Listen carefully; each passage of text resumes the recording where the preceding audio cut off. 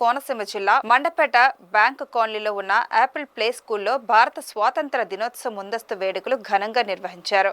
3 రోజుల పాటు నిర్వహించే స్వాతంత్ర దినోత్సవ వేడుకలు ప్రారంభోత్సవం సందడిగా జరిగింది.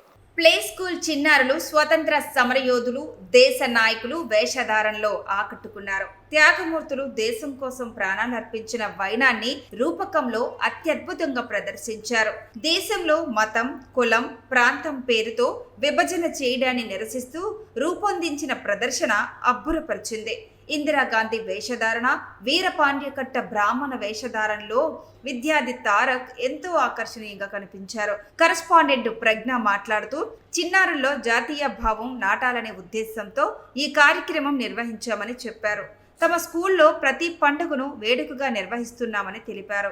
దీని వలన ఆయా పండుగలు సంస్కృతి విద్యార్థులకు అర్థమవుతుందని చెప్పారు.